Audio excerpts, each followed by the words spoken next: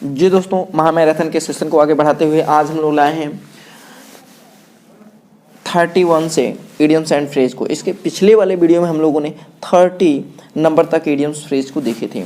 आज का ये पहला इडियम्स फ्रेज 31 से चालू होगा। कहाँ से? 31 से। जैसा कि दिया हुआ है, Raju had given up, Raju had given up doing exercise after surgery. तो ध्यान दीजिए, Raju had given up. Given up मैंने आपको बताया है, गिव अप माने होता है त्याग देना, गिव अप माने होता है त्याग देना अर्थात छोड़ देना। तो देखिए, Raju had given up doing exercise, Raju ने एक्सरसाइज व्यायाम करना छोड़ दिया है आफ्टर सर्जरी, सर्जरी के बाद। तो सर्जरी के बाद राजू ने व्यायाम करना छोड़ दिया है। लर्नड सीख लिया है, गलत। स्टार्टेड शुरू किया है, गलत। कंटिन्यूड लगातार है, गलत। स्टॉप रोक दिया है। ठीक है, ऑप्शन नंबर आपका डी होगा। क्या होगा? Option number D. चलिए आइए हम लोग चलते हैं हमारा अगला इडियम्स।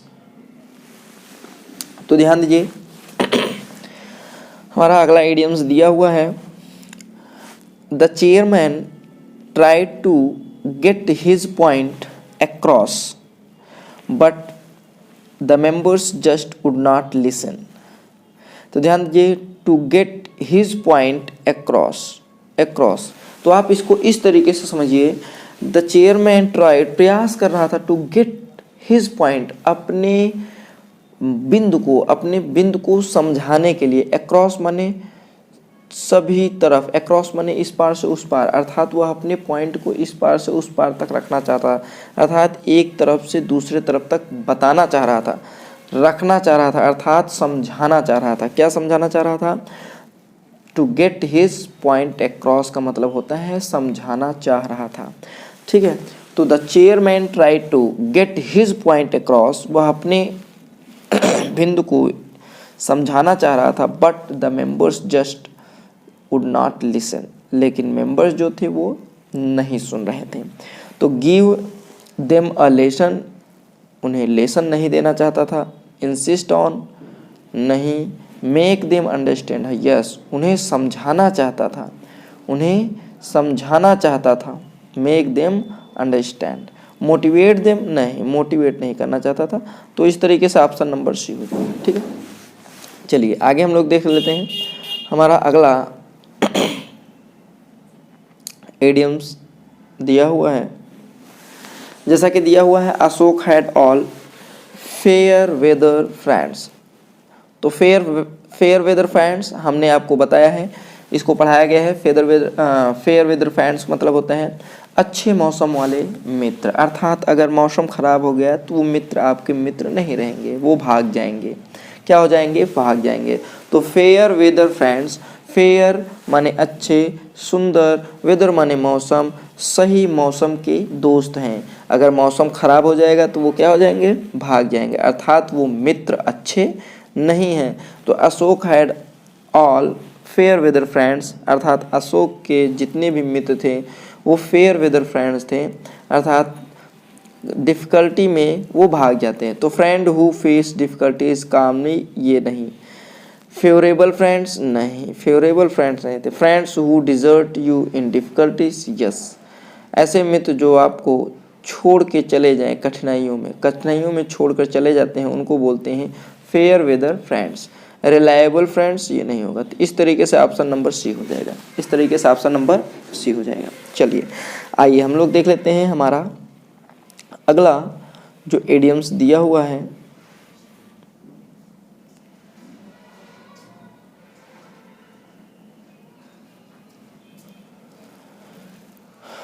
तो ये आपका फेयर वेदर फ्रेंड्स हो गया। उसके बाद हम लोगों का हो जाएगा ये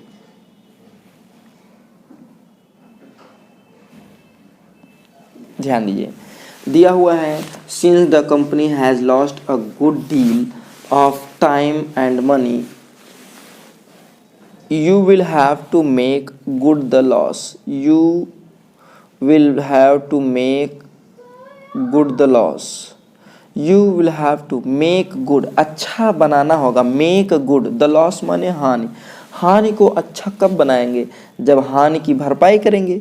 हानि को, लॉस, जो लॉस हुआ है वो कब आपका अच्छा होगा, जब आप उसकी भरपाई करेंगे। तो to make good the loss का मतलब होता है हानि की भरपाई करना। हानि की भरपाई मतलब मुआवजा देना। क्या देना? मुआवजा देना। तो देखिए दिया हुआ है, since the company has lost a good deal of time and money, क्योंकि कंपनी ने अपनी टाइम और मनी को क्या किया है? खो दिया है। You will have to make good the loss, आपको इसका भरपाई करना होगा, इसका मुआवजा देना होगा। तो मेक अ गुड एफर्ट गलत हो जाएगा यहाँ पे। Try to minimise the loss गलत हो जाएगा, मिनिमाइज नहीं, मुआवजा, मुआवजा। Compensate for the loss, yes, compensate for the loss करना पड़ेगा। Ensure that there are no further losses, ये भी आपका नहीं होगा। आपका कौन सा होगा? Option number C. Option number C होगा कंपनसेट फॉर द लॉस, अर्थात to make good the loss, अर्थात जो हानि है उसको अच्छा बनाएंगे तब जब उस हानि की भरपाई करेंगे।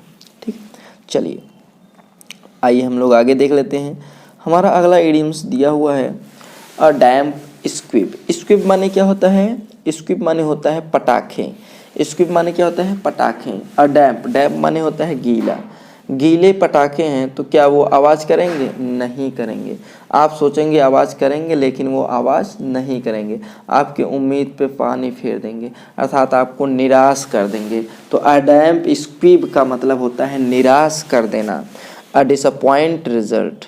ठीक है, निराशाजनक रिजल्ट देना, परिणाम देना, उसको बोलते हैं अ डैम्प स्क्विब। क्या बोलते हैं? अ डैम्प स्क्विब। रैनी वेदर गलत हो जाएगा ये आपका। स्कर्ट इन अ लॉन्ड्री गलत हो जाएगा। नन ऑफ द एबव, ये आपका ऑप्शन नंबर बी लेके जाएगा। क्या लेके जाएगा? बी। आइए देख लेते हैं हमारा अगला। अगला हमारा इडियम्स जो दिया हुआ है इन कोल्ड ब्लड। अब ध्यान दीजिए, in cold blood. In cold blood का मतलब होता है ऐसा लगे, कोल्ड माने एकदम ठंडा ब्लड हो। ठंडा ब्लड हो मतलब आप चाहे, मतलब आपके अंदर दया ही ना हो। इन कोल्ड का मतलब क्या होता है? दयाहीन हो जाना, मतलब एकदम ठंडे हो गए, किसी के कहे का आप पे कोई असर नहीं पड़ रहा है, या किसी के दुख का कोई असर आपके ऊपर नहीं पड़ रहा है। तो इन कोल्ड ब्लड का मतलब होता है एंग्रीली। एंग्रीली माने क्रोधित होकर। डेलिबरेटली माने जानबूझकर नहीं, एक्साइटेबली नहीं होगा, स्लोली आपका नहीं होगा। एंग्रीली, एंग्रीली माने क्रोधित होगा। रियल अर्थ इसका होता है इन कोल्ड ब्लड का मतलब होता है निर्दयता, निर्दयी होकर किसी को मारना पीटना, एकदम निर्दयी हो जाना, उसको बोलते हैं इन कोल्ड ब्लड। एंग्रीली बोलते हैं इसको। क्या बोलेंगे? एंग्रीली। इसमें हो जाए एंग्रीली। ठीक है, चलिए आइए हम लोग देख लेते हैं हमारा अगला जो इडियम्स दिया हुआ है। To take someone's for a ride. To take माने लेना, समवन माने किसी को, फॉर माने के लिए, अ राइड माने सवारी। किसी की सवारी के लिए, किसी को सवारी के लिए लेना, अर्थात किसी को फिर पकड़ लेना। अब सवारी के लिए किसको लेंगे? अर्थात किसी को धोखा देना। किसी की सवारी के लिए पकड़ना अर्थात धोखा देना। To give a ride to someone गलत हो जाएगा। टू डिसीव समवन, यस, इस ये सही होगा। टू बी इनडिफरेंट गलत। टू डिस्क्लोज अ सीक्रेट गलत। ये होता है take, to take someone's for a ride मतलब डिसीव माने धोखा देना। राइड का मतलब क्या होता है? सवारी करना, और सवारी तब किया जाता है जब आप जिस पे सवारी कर रहे हैं उसे चाहे जिस दिशा में ले जा सके, तो उसे धोखा भी दिया जा सकता है। ठीक है, तो to take someone for a ride मतलब होता है टू डिसीव समवन, किसी को धोखा देना। ठीक, आइए चलते हैं हम लोग। अगला दिया हुआ है to move heaven and earth. ये आप लोगों को बताया गया है। टू मूव माने जाना, हेवन माने स्वर्ग, एंड अर्थ माने पृथ्वी। स्वर्ग और नर्क एक कर देना, स्वर्ग और पृथ्वी एक कर देना, अर्थात हर प्रकार हर संभव प्रयास करना, अर्थात to try everything possible. To try everything possible उसको बोलते हैं हर संभव प्रयास करना। To move heaven and earth, आकाश पाताल एक कर देना। टू कॉज एन अर्थक्वेक गलत हो जाएगा ये आपका। To pray to a all gods ये गलत हो जाएगा, to travel in a rocket ये गलत है। ठीक है, चलिए आइए हम लोग देख लेते हैं हमारा अगला जो इडियम्स दिया हुआ है to smell a rat, to smell a rat. तो ध्यान दीजिए, टू स्मेल अ रैट, आपको इसको इस तरीके से बताया गया था कि चूहों के झुंड था, हमने आपको इसका डिटेल दिया था। और जो अगर इसको पूरी तरीके से नहीं पढ़े हो तो वह हमारे पिछले वीडियो को देख सकते हैं। इडियम्स एंड फ्रेज के लगभग 300 इडियम्स फ्रेज आपको बताया जा चुके हैं, उसके डिटेल दिया गया है। उसके बाद हम लोग प्रैक्टिस पे चल रहे हैं और प्रैक्टिस में महा मैराथन का प्रैक्टिस चल रहा है, लगभग ये भी 300 इडियम्स फ्रेज इसमें हम लोग करेंगे। ठीक है, चलिए तो आगे देख लेते हैं टू स्मेल अ रैट। हमने इसको इस तरीके से बताया था कि बिल्लियों का झुंड था, बिल्लियों में एक राजा था।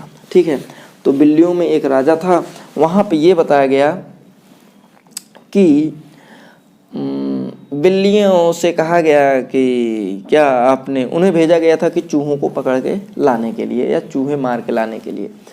तो वे लोग आए थे यहाँ पे बताने लगे कि राजा साहब चूहे तो कोई नहीं मिले ना, चूहे नहीं हैं, चूहे मिले ही नहीं। तो राजा साहब को चूहों की स्मेल आ रही थी, चूहे की क्या आ रही थी, smell, to smell a rat, चूहे की स्मेल आ रही थी। लेकिन ये लोग क्या कर रहे थे, कह रहे थे कि कोई चूहा मिला नहीं, अर्थात राजा साहब को संदेह था। राजा साहब को क्या था, संदेह था, किस बात की, कि चूहे जरूर मिले हैं, अर्थात टू स्मेल अ रैट, क्योंकि चूहे का स्मेल आ रहा है, इसलिए राजा साहब को उन बिल्लियों पे क्या था, संदेह था।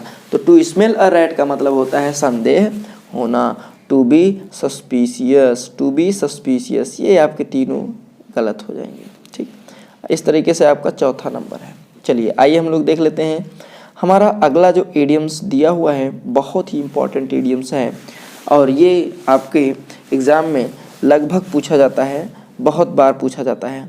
आगे देख लेते हैं, the possessions of Jerusalem is a bone of contention, a bone of contention between Israel and फ़िलिस्तीन, इजराइल एंड फ़िलिस्तीन। तो ध्यान दीजिए, कहा गया है अ बोन ऑफ कंटेंशन, आप ध्यान दीजिए यहाँ पे दिया हुआ है अ बोन ऑफ कंटेंशन। हमने आपको इस तरीके से बताया है, बोन माने होता है हड्डी, कंटेंशन माने होता है झगड़ा, कंटेंशन माने होता है झगड़ा।